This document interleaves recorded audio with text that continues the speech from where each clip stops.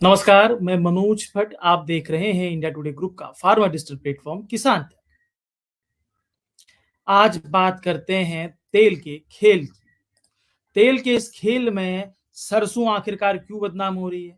America और Europe में सरसों तेल पर जो बैन है और इससे भारतीय किसान जो बेचैन हैं, इस पर पूरी आज हम चर्चा करेंगे। तेल का खेल ये शब्द बीते कुछ दशकों में बेहद ही लोकप्रिय हुआ था, जिसका सीधे शाब्दिक मायने खाड़ी तेलों का जो खाड़ी देश थे, उनकी पेट्रोपॉलिटिक्स और डिप्लोमेसी थी। लेकिन बीते कुछ सालों में तेल का खेल अपनी परिभाषा बदलने में सफल रहा है। बीते दशक में तेल के खेल के सीधे शाब्दिक मायने palm, soybean, canola oil, politics और डिप्लोमेसी में बदलते हुए दिखाई दे रहे हैं।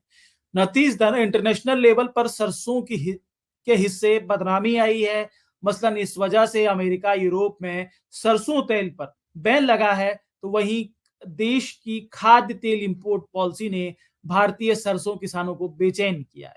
आइए इस कड़ी में जानते हैं कि तेल के खेल की ये पूरी कहानी क्या है, जिसमें सरसों के हिस्से बदनामी आई है और भारतीय किसानों के हिस्से परेशानी आई है। सबसे पहले बात करते हैं कि किस वजह से अमेरिका और यूरोप में सरसों तेल पर बैन लगा है। अमेरिका और यूरोप के कुछ देशों में सरसों तेल के खाद्य प्रयोग पर बीते सालों में बैन लगाया गया है। असल में 1950 के दशक में किए गए एक शोध में सरसों के तेल में इरूसिक एसिड और ग्लूकोसाइनोल्डेस पाया गया था, जो इसके स्वाद में तेजी का प्रमुख गुण है।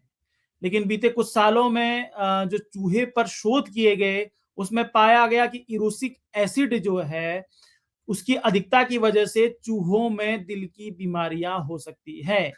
हालांकि मनुष्य पर यूरिक एसिड के अधिक प्रयोग से क्या मनुष्यों को नुकसान होगा, इस पर अभी स्पष्टता नहीं है।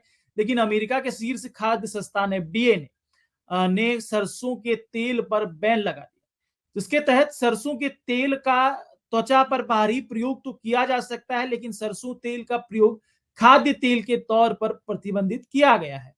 इसी तरह कनाडा समेत यूरोप के कई देशों में सरसों के तेल पर बैन लगाया गया है। हालांकि अभी कम यूरोसिक एसिड वाले सरसों के बीज को मंजूरी दिलाने के प्रयास जारी है। लेकिन ये जो सरसों के तेल पर जो बैन लगा है, ये सरसों के साथ किसी तरह की साजिश होने की तरफ इशारा कर रहा है। आखिरकार ये इशारे क्या हैं, इनको समझने की कोशिश करते हैं। एफडीए की तरफ से सरसों के तेल पर जो बैन का फैसला लिया गया है, वो कई तरीके से सवाल खड़ा करता है। इसमें कुछ बातें सरसों के साथ किसी तरह की साजिश का इशारा भी करती हैं। असल में अमेरिका समेत यूरोप के देशों में सरसों के तेल का प्रयोग कुकिंग में, यानी कि खाना बनाने में नहीं किया जाता है। जबकि अमेरिका समेत यूरोप यूनियन के देशों की मुख्य फसल भी सरसों नहीं है, और ना ही ये देश किसी से सरसों का इंपोर्ट करते हैं। मतलब साफ है कि अमेरिका और यूरोप के देश और वहां के निवासी का सरसों के तेल से कोई सीधा संबंध है। ऐसे में सरसों के तेल पर बैन लगाने के फैसले की मंशा को शक की नजर से देखना लाजमी बनता है। अब ऐसा नहीं है, ये शक क्यों है, इस पर भी हम लोग बात करते हैं, क्योंकि पहले भी सरसों जो है वो साजिशों का शिकार हुई है। अमेरिका और यूरोप के देशों में सरसों के तेल पर बैन को लेकर किसान महापंचायत के राष्ट्रीय अध्यक्ष रामपाल जाट कहते हैं ये कि पहली बार नहीं है जब भारत में सरसों किसी साजिश का शिकार हुई हो। जाट बताते हैं कि बीते दशकों में सरसों के प्रयोग से, यानी कि सरसों का जो हम लोग खाद्य तेलों के तौर पर सरसों का जो प्रयोग करते हैं, उससे ड्रॉपसी बीमारी होने का झूठ फैलाया गया, जिसके बाद सरसों तेल भारत में ही बदनाम हो गया और उसकी बिक्री पर विपरीत असर पड़ा।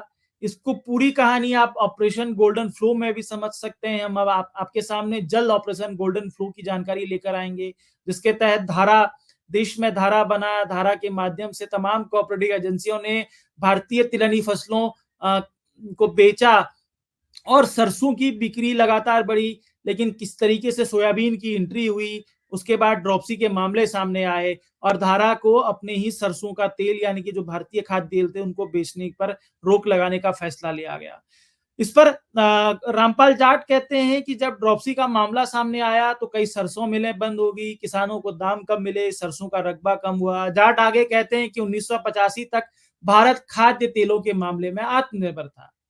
और साथ ही जाट कहते हैं कि अमेरिका में सोयाबीन की खेती होती है और दुनिया भर में सोयाबीन के तेल की खपत बढ़ाने की नीतियां अमेरिका की रही। अमेरिका की नीतियां उनके उत्पादन की खपत के आधार पर बनती हैं, ये रामपाल जाट कहते हैं। बाकी इस पर जब हमने सरसों अनुसंधान निदेशालय के डायरेक्टर, जो भरतपुर स्थित सरसों अनुसंधान निदेशालय के जो डायरेक्टर हैं, उन डॉक्टर पीके राय, इस विषय पर बातचीत की तो वो कहते हैं कि सरसों तेल का प्रयोग भारत में प्राचीन समय से हो रहा है। उत्तर भारत से लेकर पूर्वोत्तर तक सरसों तेल का प्रयोग बड़ी मात्रा में किया जाता है। पूर्व में हुई कई रिसर्च ये स्पष्ट कर चुकी हैं कि सरसों में कैंसर से लड़ने वाले गुण मौजूद हैं। तो वहीं मौजूदा वक्त में भारत अपनी घरेलू जरूरतों को पूरा करने के लिए खाद्य तेल इंपोर्ट करता है।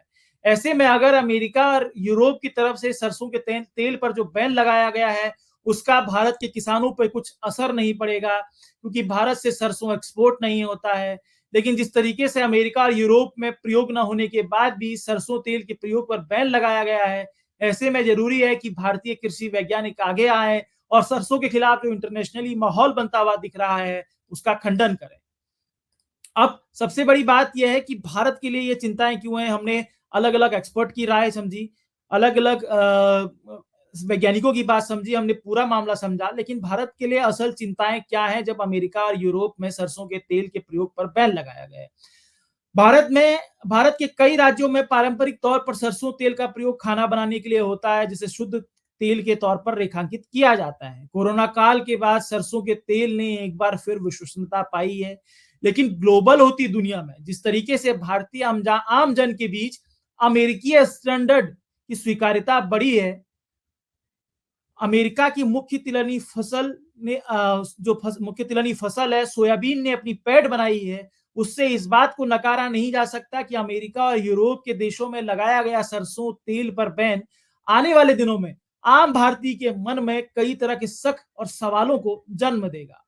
ऐसे में जरूरी है कि इस पर स्पष्टता के लिए कोशिशें की जाए, क्योंकि सरसों तेल पर जो भी प्रतिबंध लगाया गया है, उसके पीछे की जो वजह रही हैं, हो सकता है कि वो वजह जायज हो, गैर जायज हो सकता है कि वो प्रारंभिक वजह हो, लेकिन सरसों तेल को बदनाम करने का सीधा मतलब यह है कि ये भारतीय जो फूड हैबिट्स है, उसको बदनाम करने की कोशिश है, क्योंकि भारत और सरसों का संबंध प्राचीन काल से रहा है। ऐसे में बेहद जरूरी है कि कृषि वैज्ञानिक आए, इसके सारे स्टेक होल्डर्स आए और सरसों के तेल पर जो अमेरिकी और यूरोप में जो बैन लगाया गया है, उस पर पुरजोर वकालत करते हुए अपने तथ्य रखें और इस पूरे मामले में स्पष्टता की तरफ आगे बढ़ा जाए। इसी के साथ ही इजाजत दीजिए। आपको ये हमारा ये कोशिश कैसी लगती है जरूर बताइएगा। अगर आपको हमारा ये कार्यक्रम अच्छा लगता है तो हमें शेयर, सब्सक्राइब, लाइक और जरूर कीजिए। इसी के साथ ही इजाजत दीजिए। आप सबसे दोबारा मुलाकात होगी।